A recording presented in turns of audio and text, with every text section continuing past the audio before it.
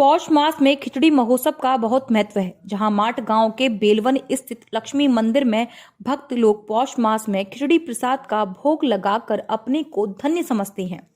वहीं वृंदावन के अटखंबा स्थित ठाकुर राधा वल्लभ महाराज को पौष मास की शुक्ल द्वादशी से माघ मास की पड़वा तक मेवा युक्त खिचड़ी मंगला आरती से पहले ठाकुर जी को निवेदित की जाती है। 1 माह तक चलने वाले इस खिचड़ी महोत्सव में प्रातः काल समाज गायन के साथ मंगला आरती होती है।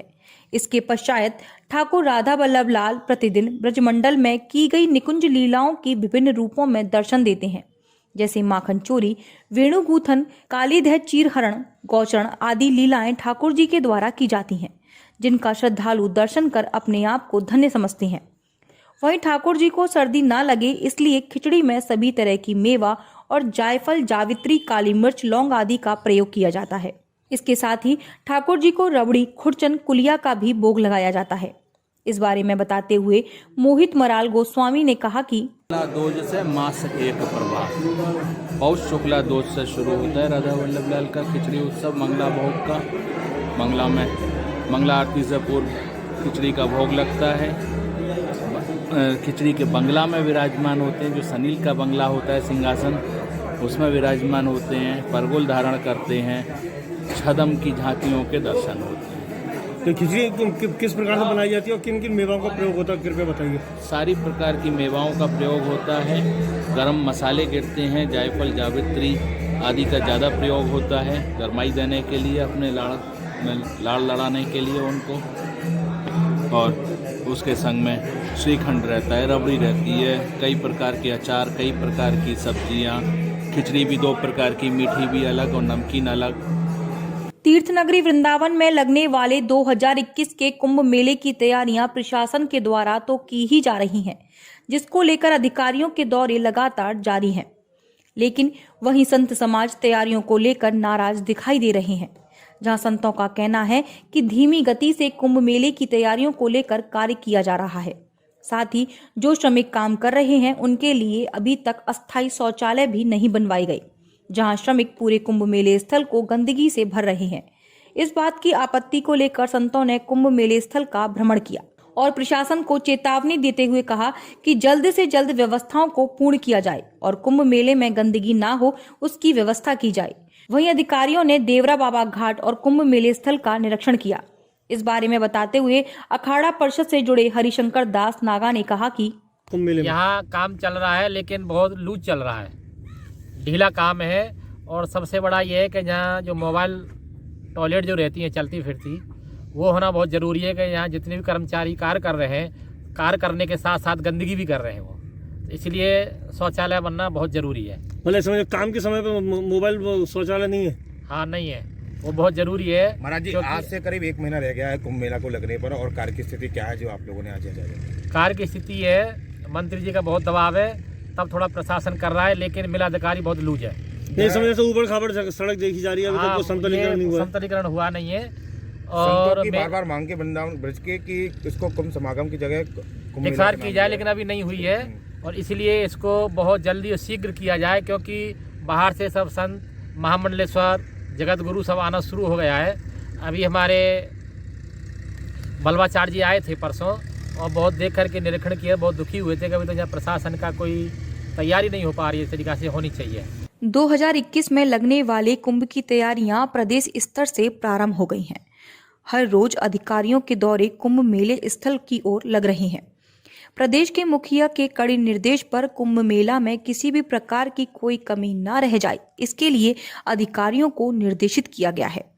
इसी क्रम में वृंदावन के संयुक्त जिला अस्पताल को कुंभ मेले में नोडल हॉस्पिटल बनाया गया है, जहां गुरुवार को मथुरा के जिलाधिकारी नवनीत चहल ने निरीक्षण किया।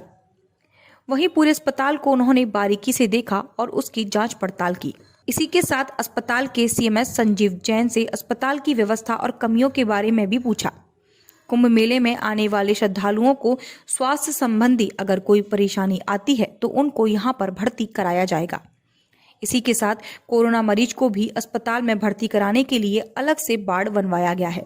इस बारे में जानकारी देते हुए जिलाधिकारी ने बताया कि आज जिला संयुक्त चिकित्सालय सौशैया का जो वृंदावन में है, उसका निरीक्षण किया गया। यहाँ पर जो वार्ड्स हैं, जनरल वार्ड्स जो हैं, ओपीडी की व्यवस्था, आयुष्मान के लाभार्थियों के लिए किस प्रकार की व्यवस्था है, यहाँ के पेशेंट्स को पर्याप्त और समुचित इलाज की सुविधा उपलब्ध हो रही है कि नहीं, साफ़ सफाई इत्यादि का निरीक्षण किया गया। इसके साथ ही साथ आने वाले आगामी जो 16 फरवरी के बाद में संत समागम होने का यहाँ पर वृंदावन के समीप एक योजना है, तो उसके संबंध में भी इस हॉस्पिटल को एक नोडल हॉस्पिटल के रूप में प्रयोग किया जाएगा। तो संत समागम के दौरान जो हमारे पेशेंट्स आएंगे या इमरजेंसी केसेस आने के भी केसेस हो सकते हैं, तो उस संबंध में जो तैयारियां हैं उनकी भी समीक्षा की गई, उनको भी चेक किया गया। कोविड के पेशेंट्स अगर बाई चांस यहाँ पर सस्पेक्टेड केसेस आते हैं तो उनके लिए होल्डिंग एरिया या आइसोलेशन करने के लिए किस स्थान को चयनित किया गया है, उसके संबंध में भी विचार विमर्श किया गया, चर्चा की गई। तो विभिन्न रूप से इस समय पर हॉस्पिटल की कैसी क्षमता है, किस प्रकार से कार्य चल रहा है, और साथ ही साथ आगामी जो संत समागम के लिए क्योंकि इस हॉस्पिटल को चयनित किया है, तो किस प्रकार से यहाँ पर व्यवस्था इस समय है और आगे के लिए क्या प्लान है, उसका आज निरीक्षण में एक चेक किया गया। मथुरा जनपद के मार्गों की अब 65 लाख रुपए की लागत से होगी साफ सफाई। गुरुवार को पागल बाबा मार्ग स्थित टूरिस्ट फैसिलिटी सेंटर में मथुरा की सांसद हेमा मालिनी द्वारा ऑटोमेटिक रोड सफाई मशीन का उद्घाटन किया गया, जिसमें कि मथुरा जनपद के मुख्य मार्गों की साफ सफाई अब ऑटोमेटिक रोड पर मशीन के द्वारा की जाएगी। साथ ही सड़कों पर अब किसी भी तरह की कोई भी गंदगी दिखाई ना दे और बाहर से आने वाले यात्रियों को मथुरा जनपद अब सुंदर और स्वच्छ दिखाई दे, इसी को ध्यान में रखते हुए ऑटोमेटिक रोड सफाई मशीन का उद्घाटन किया गया है। इस बारे में जानकारी देते हुए सांसद हेमा मालिनी ने बताया कि ये रिफाइनरी द्वारा ये दिया गया है CSR फंड के 65 लाख वर्थ, ये मथुरा में साफ सफाई के लिए, तो उसका बहुत अच्छी तरह से यूटिलाइज होने वाला है। रिफाइनरी हमेशा ही आगे आए हैं, बहुत सारे अच्छे काम किए हैं हमारे साथ मिलकर। अपने CSR फंड जब से मैं भी सांसद बनी हूँ, बहुत काम उपलब्धियाँ दी हैं, उनको मैं हमेशा बहुत बहुत धन्यवाद करती हूँ।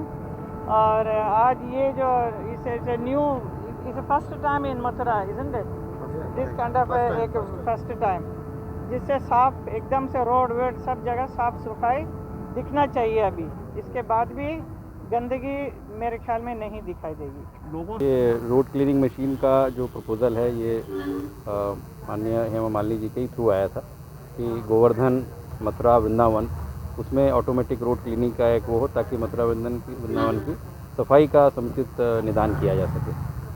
तो मथुरा रिफाइनरी इंडियन ऑयल की तरफ से जो है वो CSR फंड में करीब 65 लाख रुपए का हुआ है, जिसमें ना ही केवल ये रोड क्लीनिंग मशीन है, ट्रैक्टर, ट्रॉलीज और भी 2-1 छोटे मोटे इक्विपमेंट्स भी हैं। तो वो लगा के और आज उसका उद्घाटन जो है वो 14 जनवरी को हेमा मालिनी जी ने हरी झंडी दिखा के किया है।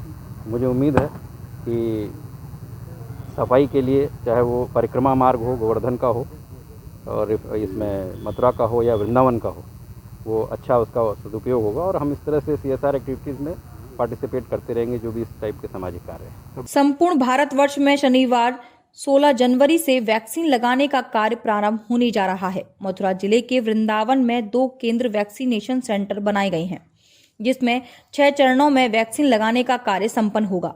जहां प्रथम चरण में वृंदावन के रामकिशन मिशन सेवा आश्रम में 100 सेवा कर्मियों को वैक्सीन लगाई जाएगी।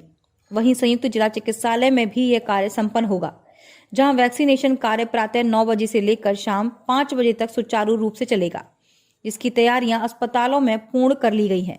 इस बारे में जानकारी देते हुए वृंदावन क्षेत्र की नोडल अधिकारी डॉक्टर स्वाति ने बताया, वृंदावन में टीकाकरण का कोविड का जो होना है वैक्सीनेशन, उसका प्रोग्राम 16 तारीख को शनिवार को हम लोग प्रारंभ कर रहे हैं। पूरे वृंदावन में हमारी तरफ से 6 सत्र प्लान किए गए हैं। एक सत्र हमारा सौसैया में प्लान किया गया है, 5 सत्र रामकृष्ण मिशन में प्लान किए गए हैं। पर 16 तारीख को केवल रामकृष्ण मिशन में 1 सत्र लगेगा, जिसमें 100 बेनिफिशियरियों को ये सेवा प्रदान की जाएगी। हिंदू सनातन धर्म में मकर संक्रांति का विशेष महत्व माना जाता है। जब सूर्य उत्तरायण की ओर आता है, तब मकर संक्रांति का योग बनता है। मकर संक्रांति पर दान पुण्य, तीर्थ स्थलों पर स्नान आदि का महत्व माना जाता है। इसी क्रम में वृंदावन के कई धार्मिक, सामाजिक और आश्रम के लोगों ने गरीब, असहाय, विद्यार्थी व ब्राह्मणों को कंबल व सूखी सामग्री, गर्म वस्त्र देकर पुण्य लाभ कमाया।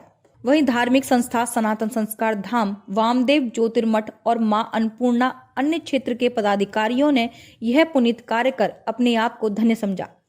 इस बारे में संस्था के लोगों ने बताया, वामदेव ज्योतिर्मठ जो है विरक्त शिरोमणि पूज्य श्री वामदेव जी महाराज के स्मृति में सर्दी के समय में वामदेव मठ की तरफ से उनके भक्तों ने, उनके सेवकों ने यहाँ ब्राह्मणों के लिए जो 300 ब्राह्मण यहाँ रह करके वेद का पाठ करते हैं, कर्मकांड पढ़ते हैं, सीखते हैं, कराते हैं, अर्थात समाज के समस्त हिंदुओं के जो कर्मकांड हैं उनको कराने वाले जो पंडित वर्ग है, विद्वत वर्ग है, आज उनकी सेवा कम्बल बांट करके की जा रही है। परम पावन पर्व मकर संक्रांति उत्तरायण के पावन अवसर पर सनातन संस्कार सेवा संस्थान के तत्वावधान में आज सूखा राशन, खिचड़ी प्रसाद, दक्षिणा के साथ में सभी विप्र वृंदों को एवं असहाय लोगों को वितरण किया गया है। 600 आदमियों का जो है भोजन चल रहा है और हर साल चलता है संक्रांत के दिन। और वैसे 3 फंक्शन होते हैं, वो होली पे 5-7 दिन का होता है और उसपे रक्षाबंधन पे 13 दिन का होता है। कोरोना महामारी की रोकथाम के लिए भारत ने एक कदम और आगे बढ़ाया है। इस बीच में बीमारी की रोकथाम के लिए टीकाकरण का एक वृहद अभियान आगामी 16 जनवरी से शुरू होने जा रहा है, जिसका शुभारंभ खुद देश के प्रधानमंत्री नरेंद्र मोदी के द्वारा किया जाएगा। इस कार्यक्रम से पूर्व प्रत्येक जनपद में वैक्सीन भी भेजी जा रही है। इसी श्रृंखला में गुरुवार को मथुरा जनपद में भी पहली खेप पहुंची, जिसमें करीब 16,000 वैक्सीन जनपद के स्वास्थ्य विभाग को प्राप्त हुई। इस संबंध में एसीएमओ राजीव गुप्ता ने जानकारी देते हुए बताया कि जनपद को 16,000 वैक्सीन प्राप्त हुई हैं, जिन्हें जनपद के 5 केंद्रों पर 16 जनवरी से लगवाना शुरू किया जाएगा। पहले चरण में हेल्थ वर्कर और सेना के जवानों को वैक्सीन लगाई जाएगी। हमारे को कोविड वैक्सीन की कोविशील्ड वैक्सीन जो है उसकी 16,000 डोज प्राप्त हो गई है और ये हेल्थ केयर वर्कर्स के लिए और आर्मी और जो सेंट्रल के हमारे ऑर्गेनाइजेशन हमारे जनपद में हैं उनके लिए आई है। और 16 तारीख को 5 जगहों पे 5 अस्पतालों को चयनित किया गया है जहाँ पर कि ये डोज लगेंगी और हर अस्पताल पे 100 डोज को लगाया जाएगा। और प्रधानमंत्री जी का जो कार्यक्रम लॉन्च का होगा वो प्रसारित किया जाएगा इन 5 साइट पे। इसमें हमारा रामकिशन मिशन, जिला चिकित्सालय Mathura, KD medical college, CSC Govardhan और सीएससी चौमुहा शामिल हैं।